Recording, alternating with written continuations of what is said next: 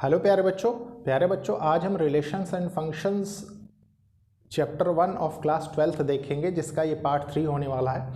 आपने देखा previous parts में हमने क्या पढ़ा है। सबसे पहले पार्ट में हमने इंट्रोडक्शन पढ़ा, जिसमें हमने रिलेशन की डेफिनेशन पढ़ी। उसके बाद हमने उसके टाइप्स देखे। उसके बाद आ जाइए, जब हमने इंडिविजुअल एक एक टाइप डिस्कस किया, जिसमें आपने देखिए क्या क्या पढ़ा। यूनिवर्सल रिलेशन पढ़ा सबसे पहले, एम्प्टी रिलेशन पढ़ा, फिर हमने ट्रिवियल रिलेशन पढ़ा, फिर रिफ्लेक्सिव रिलेशन पढ़ा, उसके बाद हमने ट्रांजिटिव रिलेशन पढ़ा, सिमेट्रिक रिलेशन पढ़ा, और लास्ट में सबसे मैंने इक्विवेलेंस रिलेशन पे फिनिश की थी लास्ट क्लास। प्लस मैंने आपसे एडिशनली ये चीज़ कही थी कि अगर आप एक एक करके सारी चीज़ें मेरे थ्रू कवर कर रहे हैं, जैसे क्लास 11th का अभी तक हमने सेट्स और रिलेशन एंड फंक्शन फिनिश किया। अगर एक एक टॉपिक आप मेरे थ्रू कंप्लीट कर रहे हैं तो आप ये चीज़ बहुत अच्छे से समझ सकते हैं कि मैं एडिशनल क्वेश्चंस भी कराता हूं और एनसीईआरटी के क्वेश्चंस तो आपको करवा ही रहा हूं कंटिन्यूअसली। कारण यह है कि मैक्सिमम पॉसिबल जितनी आपकी एनसीईआरटी पे कमांड होगी, उतना ही आप फर्दर अपने कंपटीशन को फोकस कर सकते हैं। उसका रीज़न है कि एनसीईआरटी सबका बेस होता है, ठीक है, मतलब reason behind all the things. तो मैं इसीलिए आपको सारी चीज़ों के विथ रीज़न चीज़ें बताता हूँ। प्यारे बच्चों, ये एक इनिशिएटिव है उन बच्चों के लिए जो बच्चे महंगी पढ़ाई नहीं अफोर्ड कर सकते, प्लस एक अच्छी अपॉर्चुनिटी उन बच्चों के लिए जो बच्चे अपने बोर्ड एग्जाम के साथ साथ कॉम्पिटिटिव एग्जाम्स को भी फोकस कर रहे हैं। मैंने जैसा कि लास्ट क्लास में कहा था कि इक्विवेलेंस रिलेशन पे इस क्लास में हम क्वेश्चंस देखेंगे, मे बी 1, 2, 3 जितने भी हम क्वेश्चंस आज कर पाए, ठीक है। ये इंडिविजुअली इक्विवेलेंस रिलेशन पे बेस्ड होंगे, और मुझे इसके लिए सेपरेट लेक्चर क्यों बनाना पड़ा ये भी आप समझ सकते हैं। क्योंकि देखिए, आप देखेंगे कि जब 3 कंडीशंस 3 रिलेशंस हम कंप्लीटली डिफाइंड होता है, या मान लीजिए कंडीशन फुलफिल करता है, तब वो इक्विवेलेंस रिलेशन कहलाता है। तो जो भी क्वेश्चन फॉर्म होता है उसके लिए सबसे पहले देखिए, इक्विवेलेंस होने के लिए उसको रिफ्लेक्सिव होना जरूरी है, सिमेट्रिक होना जरूरी है, ट्रांजिटिव होना जरूरी है। मतलब ये तीनों कंडीशन जब फुलफिल करेगा तभी आप आगे कह सकते हैं कि वो इक्विवेलेंस है, ठीक है। तो हम एक एक करके क्वेश्चन देखेंगे, सेम कॉन्सेप्ट जैसे हमने relations and functions class 11th में देखा था। क्वेश्चन लेफ्ट साइड में लिखेंगे और सोल्यूशन उसका राइट साइड में देखेंगे, ठीक है। तो स्टार्ट करते हैं, देखते हैं क्वेश्चंस। देखिए प्यारे बच्चों, ये क्वेश्चन है, क्वेश्चन बहुत ही अच्छा है। तो सबसे पहले क्वेश्चन को रीड करेंगे प्लस सॉल्व करेंगे उसके बाद, ठीक है। इसी पे बेस्ड एक क्वेश्चन और बनता है जो आपकी एनसीईआरटी बुक्स में भी मिलेगा, रेफरेंस बुक्स में भी मिलेगा। तो देखिए सबसे पहले इस क्वेश्चन को हम करते हैं, बहुत ही बेसिक लेवल का क्वेश्चन है। देखिए क्वेश्चन क्या कह रहा है, let A be the set of all triangles. एक सेट है ए जिसमें जो कि सेट है ऑल ट्राइंगल्स का in a plane, and let R be a relation in A, और आर एक रिलेशन है सेट ए का, ठीक है। डिफाइंड बाय, जिसको हम डिफाइन करते हैं कुछ इस तरीके से, relation equals to triangle 1 triangle 2 input output, ठीक है, preimage image element output, जो भी आप कहना चाहें, ठीक है। Such that triangle 1 is congruent to triangle 2, show that R is an equivalence relation in A। अब प्यारे बच्चों एक चीज़ समझिए, मान लीजिए आपने 10th क्लास अच्छे से नहीं पढ़ी, कहीं आपके कॉन्सेप्ट्स छूट गए, ठीक है, तो आप ये चीज़ तो कवर कर ही नहीं पाएंगे फिर, ठीक है। क्योंकि देखिए, अगर आपको कॉन्ग्रुएंसी में और सिमिलैरिटी में डिफरेंस ही नहीं पता तो आप इस क्वेश्चन को क्या करेंगे, आप खुद सोच के देखिए, ठीक है। तो सबसे पहले तो आपको वो चीज़ समझ में आनी चाहिए। बहुत से ऐसे बच्चे होते हैं जो एग्जैक्टली नहीं समझ पाते चीज़ों को, इसलिए मैं एक एक चीज़ बहुत अच्छे से एक्सप्लेन करता हूँ। देखिए, ये कंडीशन जो हमने लास्ट क्लास में पढ़ी, और इन्हीं तीनों कंडीशंस को मिला के हम इक्विवेलेंस रिलेशन बताते हैं, ठीक है। तो सबसे पहले हम सोल्यूशन डालते हैं। देखिए सोल्यूशन में हम 2 चीज़ें सीखेंगे। देखिए सबसे पहले कॉन्ग्रुएंट क्या होता है। कॉन्ग्रुएंट ट्राइंगल्स वही होते हैं जिनके शेप और साइज बराबर होते हैं, ठीक है। तो कॉन्ग्रुएंट ट्राइंगल्स आप लिख सकते हैं, देखिए एक लाइन में, congruent triangles are those triangles whose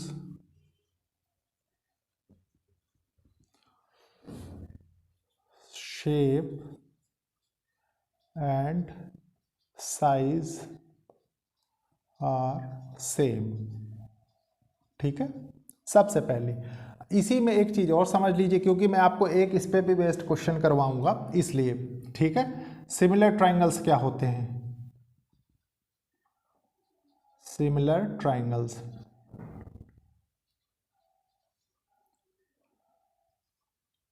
are those triangles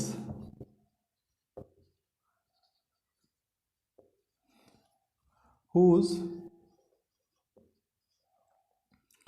shape are same but size are different।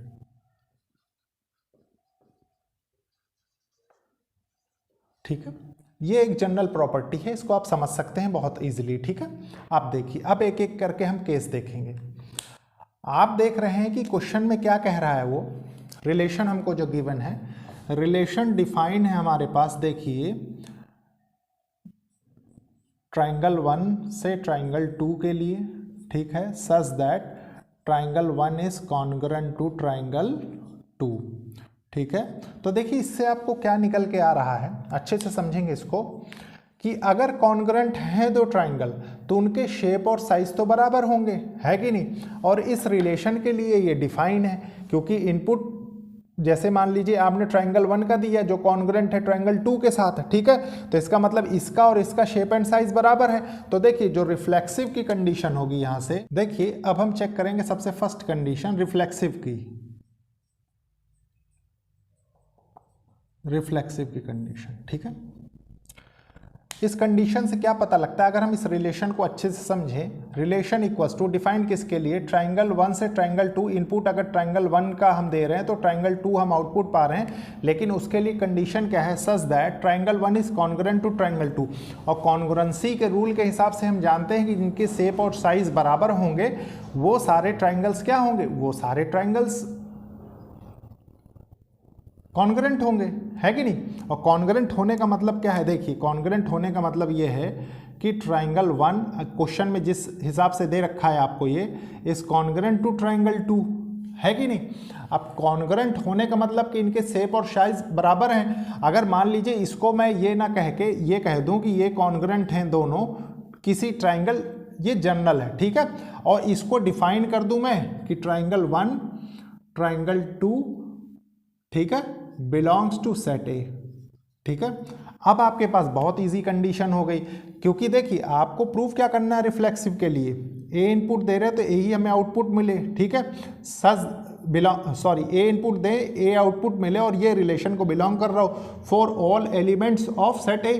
ठीक है, तो देखिए बहुत इजीली इसको कर देंगे। अब ये क्या हो जाएगा, ट्राइंगल, अगर आप इस ट्राइंगल को मान लीजिए इनपुट देंगे तो आपको यही ट्राइंगल आउटपुट मिल जाएगा।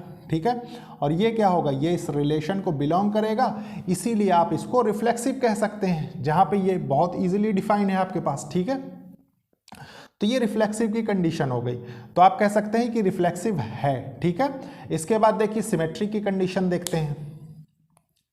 सिमेट्रिक, सिमेट्रिक, सिमेट्रिक की क्या कंडीशन होती है, देखिए if a b belongs to relation implies b a belongs to relation. ठीक है, for all element a b belongs to set A. ठीक है, देखिए अब आप क्या करेंगे, यहाँ पे मान लीजिए ये ट्राइंगल आपको दे रखे हैं। ठीक है, तो ये मैंने आपको यहाँ से ही कंडीशन बता दी कि अगर triangle 1 is congruent to triangle 2 है, इसका मतलब ये सेट ऑफ ट्राइंगल्स जो सेट ए के लिए डिफाइन है, वहाँ पे लिखा भी है ना, देखिए let A be the set of all triangles. ठीक है, तो ये कितने भी ट्राइंगल इसमें हो जाएंगे सारे एक दूसरे के कॉन्ग्रुएंट होंगे, और कॉन्ग्रुएंट होंगे तो मान लीजिए एक जनरल ट्राइंगल हम ले लें, ये वाला है। ठीक है, और यहाँ से क्या निकाल सकते हैं हम, यहाँ से अपने सॉल्व करने की पॉसिबिलिटीज़ हम सारी डिफाइन कर सकते हैं हर प्रकार की। ठीक है, लेकिन हमें यहाँ इसकी ज़रूरत नहीं, सिर्फ इसको समझाने के लिए कि मतलब कॉन्ग्रुएंट होने का मतलब क्या है, कि सेट ऑफ ऑल ट्राइंगल्स, जो भी ट्राइंगल होंगे सबके शेप और साइज बराबर होंगे। ठीक है, सिर्फ इसलिए लिया मैंने। आप डिफाइन इसको सिमेट्रिक को इसी से कर सकते हैं। तो अब आप करेंगे क्या, देखिए मान लीजिए ट्राइंगल 1 है, इस कॉन्ग्रुएंट सिमेट्रिक के लिए होना चाहिए ट्राइंगल 2, ठीक है, बिलोंग्स टू रिलेशन।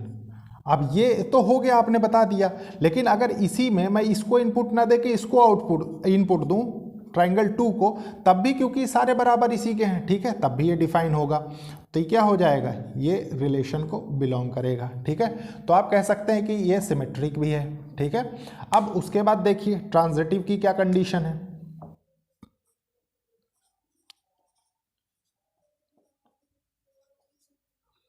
ट्रांजिटिव की क्या कंडीशन निकल के आती है, देखिए अगेन हम सेम तरीके से समझेंगे। मान लीजिए triangle 1 is congruent to triangle 2 और ट्राइंगल 2 इज कॉन्ग्रुएंट टू, मान लीजिए एक जनरल ट्राइंगल है जो कि इनके कॉन्ग्रुएंट है, ठीक है। और ये सारे ट्राइंगल्स क्या होंगे, ये सारे ट्राइंगल सेट ए में है, सेट ऑफ ऑल ट्राइंगल्स है, ठीक है, जो कि कॉन्ग्रुएंट हैं एक दूसरे के, बिलोंग्स टू सेट ए, ठीक है। ये ट्राइंगल है, ये हो गया। अब देखिए ये आपने बता दिया, तो ये इसको लिख लीजिए यहाँ पे, क्योंकि इसमें आपको ज़रूरत पड़ेगी इसकी। देखिए इसको ऐसे लिख लीजिए, इसको 3 कर लीजिए और इसको कॉन्ग्रुएंट कर दीजिए एक ट्राइंगल और, ठीक है। ये क्या हो जाएगा, देखिए triangle 1, triangle 2, triangle 3, triangle belongs to relation, ठीक है। तो अब आप डिफाइन कर सकते हैं बहुत इजीली, कैसे, देखिए मान लीजिए हमने इसको लिया पहले, ट्राइंगल 1, ट्राइंगल 2 बिलोंग करेंगे रिलेशन को अकॉर्डिंग टू दिस कंडीशन, ठीक है। उसके बाद ट्राइंगल देखिए 2 और ट्राइंगल 3 भी बिलोंग करेंगे रिलेशन को, क्योंकि सारे कॉन्ग्रुएंट हैं, सारे सिमिलर शेप और साइज के हैं, ठीक है। अगर इसको इनपुट देंगे तो यह आउटपुट मिलेगा, लेकिन हमें चाहिए क्या, ट्राइंगल 1 से ट्राइंगल 3 आपको मिल रहा है और ये इस रिलेशन को बिलोंग कर रहा है। इसका मतलब ये क्या है, ये ट्रांजिटिव भी है। तो आप इन तीनों को जब देख चुके हैं कि तीनों कंडीशंस रिफ्लेक्सिव, सिमेट्रिक और ट्रांजिटिव की फुलफिल हो रही हैं, तो आप क्या कह सकते हैं, यहाँ पे लिख सकते हैं ना, इट फॉलोज इक्विवेलेंस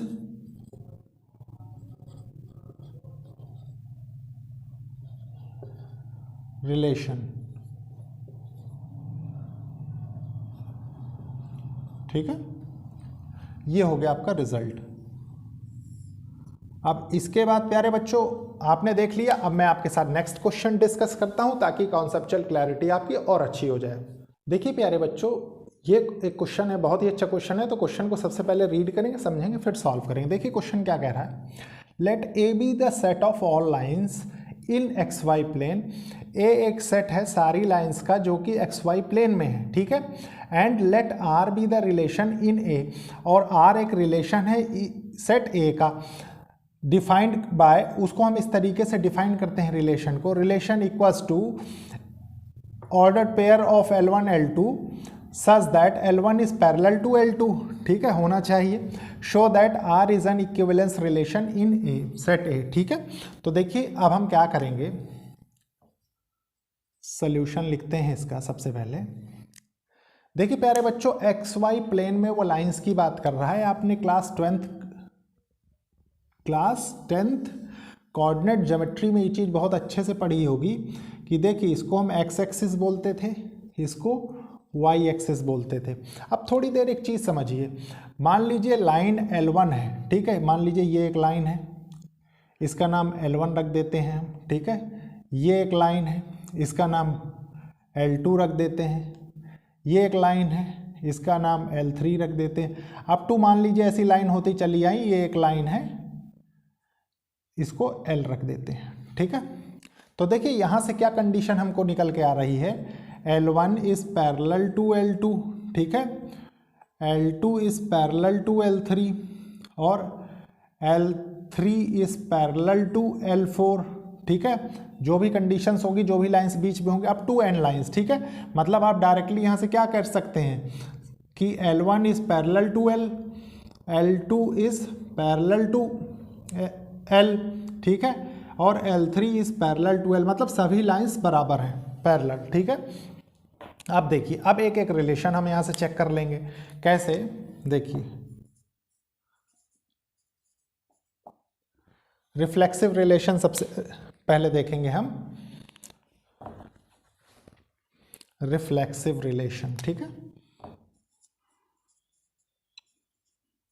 रिफ्लेक्सिव, देखिए रिफ्लेक्सिव के लिए क्या है कि अगर आपका इनपुट ए है तो आउटपुट भी ए होना चाहिए, और ये रिलेशन को बिलोंग करना चाहिए for all elements of set A belongs to set A, ठीक है। देखिए अब आप क्या करेंगे, मान लीजिए आपके पास दिया हुआ है लाइन L1 L2, ठीक है। मान लीजिए आप L1 is parallel to L2 आपको दे रहा है, ठीक है। और आपने यहाँ से कंडीशन ड्रॉ की है क्या, L1 is parallel to L, ठीक है, और L2 is parallel to L, ठीक है। तो आप डायरेक्टली यहाँ से बता सकते हैं ये चीज़ बहुत ईजिली कि L अगर इनपुट देंगे तो L ही आउटपुट मिलेगा और ये रिलेशन को बिलोंग करेगा, और आप कह सकते हैं कि L belongs to set A, ठीक है। और ये क्या है, ये एक रिफ्लेक्सिव रिलेशन है। अब इसके बाद देखिए सिमेट्रिक में क्या होगा,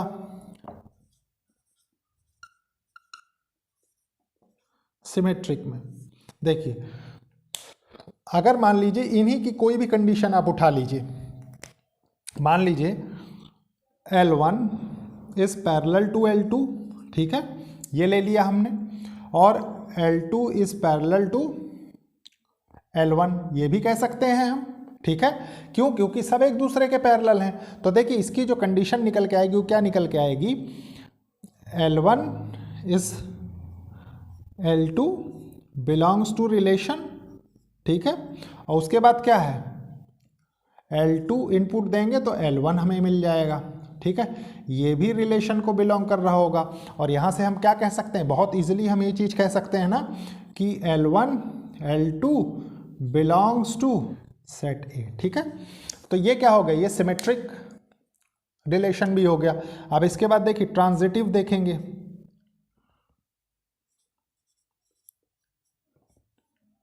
ट्रांजिटिव में भी बहुत इजीली मतलब डिफाइन कर सकते हैं इसको। क्या देखिए, मान लीजिए आपने लिया L1 is parallel to L2, ठीक है, और L2 is parallel to L3, ठीक है। तो आप ये चीज़ क्या कह सकते हैं, देखिए L1 अगर इनपुट देंगे तो आपको L2 मिल रहा है, ठीक है, और ये रिलेशन को बिलोंग कर रहा है। और एक केस क्या बन रहा है इसमें, अगर आप L2 इनपुट दे रहे हैं तो वो क्या L3 रिलेशन को बिलोंग कर रहा है, ठीक है। आप देखिए यहाँ से आपको आउटपुट क्या मिला, आउटपुट आपको मिला कि अगर आप L1 भी इनपुट दें तो L3 मिले, मतलब, और ये क्या है, ये रिलेशन को बिलोंग करें। और यहाँ से कंडीशन क्या निकल के आई, देखिए L1 L2 और L3 belongs to set A, ठीक है, ये कंडीशन हो गई। तो आपने देखा ये तीनों कंडीशंस इसमें सेटिस्फाई हो रही हैं। देखिए यहाँ से ये देख लीजिए, यहाँ से ये देख लीजिए, और यहाँ से ये देख लीजिए। तो इसको क्या कह सकते हैं, इसको इक्विवेलेंस रिलेशन हम कह सकते हैं, ठीक है।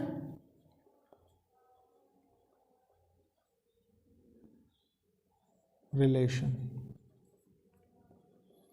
तो प्यारे बच्चों ये था एक क्वेश्चन।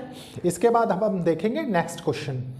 देखिए प्यारे बच्चों ये क्वेश्चन है, क्वेश्चन बहुत ही अच्छा है। सबसे पहले क्वेश्चन को रीड करेंगे, समझेंगे, फिर सॉल्व करेंगे, ठीक है। देखिए क्वेश्चन क्या कह रहा है, let A be the set of all lines, एक सेट है सारी लाइंस का in a plane, and let R be a relation in A, और आर एक रिलेशन है ए में, डिफाइंड बाय, और वो डिफाइन होता है R equals to L1 L2 such that L1 is perpendicular to L2, ठीक है।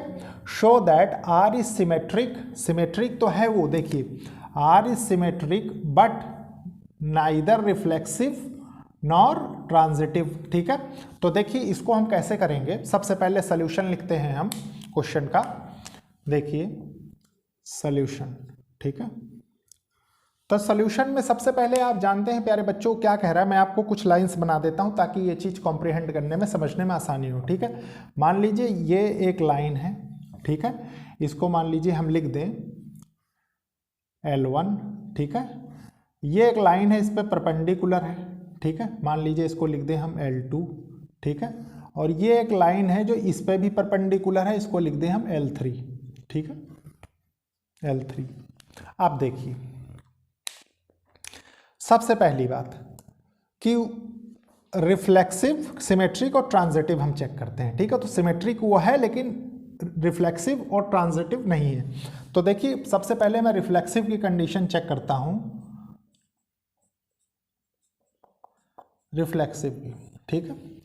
रिफ्लेक्सिव की कंडीशन में क्या है कि देखिए आप खुद बताइए कोई भी लाइन अपने खुद के परपेंडिकुलर कैसे हो सकती है कि अगर हम इनपुट भी एल दें और वो आउटपुट में भी हमें एल मिले, ये तो पॉसिबल नहीं है। तो आप सिंपली इसको डिफाइन कर सकते हैं कि एल अगर इनपुट जाए तो एल आउटपुट हमको नहीं मिलेगा, और नहीं मिलेगा तो ये क्या होगा, ये इस रिलेशन को फॉलो नहीं करेगा, ठीक है, ये चीज़। और एल बिलोंग्स टू क्या, सेट ए होना चाहिए, ठीक है। इसके बाद देखिए तो नाइदर रिफ्लेक्सिव तो आपने प्रूव कर लिया, ठीक है। इसके बाद देखिए क्या है, सिमेट्रिक। सिमेट्रिक की क्या कंडीशन बनती है, देखिए मान लीजिए आपको दिया हुआ है L1 L2 बिलोंग्स टू क्या है, सेट ए, ठीक है। तो आप क्या करेंगे, आप बहुत इजीली कह सकते हैं L1 इज परपेंडिकुलर, देखिए L1 is perpendicular to L2, ये कह सकते हैं आप, ठीक है। और यहां से क्या पता लग रहा है, ये कंडीशन अगर आप जान गए कि L1 से L2 आपको मिल रहा है ना, L2, इसको थोड़ा सा और क्लियर लिखेंगे। देखिए यहां से एक कंडीशन आपको मिली कि L1 is perpendicular to L2, ठीक है। इसको देखिए L1 is perpendicular to L2 आप कह सकते हैं, ठीक है।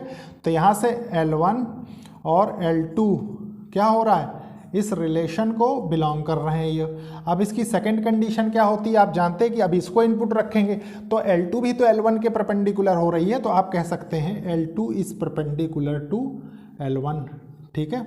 ये कंडीशन भी सेटिस्फाई हो रही है, तो आप कहेंगे L2 और L1 belongs to this relation.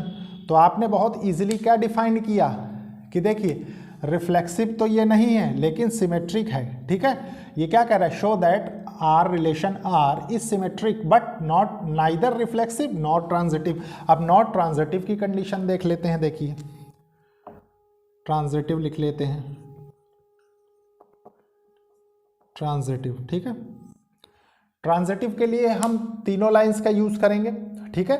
मान लीजिए L1 is perpendicular to L2, L1 is perpendicular to L2 है, ठीक है।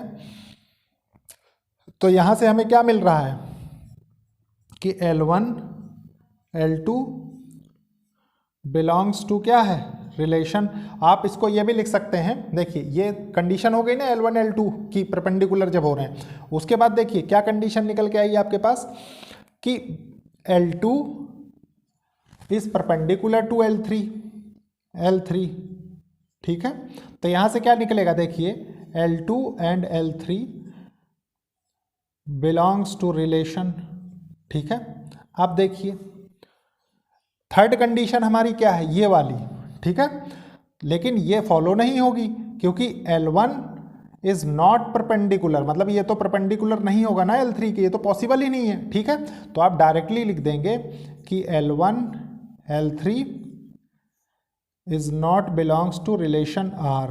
ये कब पॉसिबल है, ये तभी पॉसिबल हो सकता था जब L1 L2 और L3 किस में से, देखिए सेट A को बिलोंग करें, ठीक है।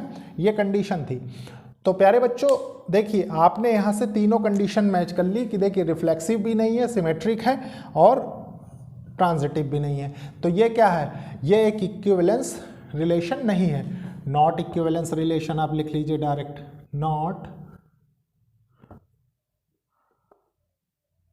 नॉट ए इक्विवेलेंस रिलेशन, ठीक है। तो ये था प्यारे बच्चों एक क्वेश्चन जो कि आपकी कॉन्सेप्चुअल क्लैरिटी को और क्लियर करेगा, ठीक है। तो देखिए बच्चों ये था आज का लास्ट क्वेश्चन। आपने देखा कितने ब्यूटीफुली आज हमने 3 क्वेश्चंस किए। 3 सिर्फ इसलिए कर पाए क्योंकि आपने देखा कि एक्सप्लेनेशन थोड़ा सा ज़्यादा था क्वेश्चंस में, ठीक है। और अब आपके साथ मैं आने वाले क्लास में एक्सरसाइज 1.1 ऑफ क्लास 12 हम डिस्कस करेंगे, जो कि एनसीईआरटी बुक में आपकी दी हुई है। तो उस एक्सरसाइज को हम आइदर 1 पार्ट और 2 पार्ट्स में कवर करने की कोशिश करेंगे, ताकि आपको समझाने में और समझने में अब आप ये चीज़ जान गए होंगे कि मतलब किस क्वेश्चन को किस तरीके से हैंडल करना। इतने क्वेश्चंस मैंने ऑलरेडी आपको करवा दिए हैं। अगर आप एक्सरसाइज नहीं भी सॉल्व करेंगे, सिर्फ जितना मैंने आपको इधर करवाया है, अगर इतना भी आप सॉल्व करके चले जाएंगे तो एक्सरसाइज तो आप देख के ही ख़त्म कर देंगे। आप खुद देखेंगे कि आपको एक एक क्वेश्चन क्रिस्टल क्लियर दिखने लग जाएगा। ठीक है, तो नेक्स्ट क्लास में हम देखते हैं एक्सरसाइज। ओके, थैंक यू बच्चों।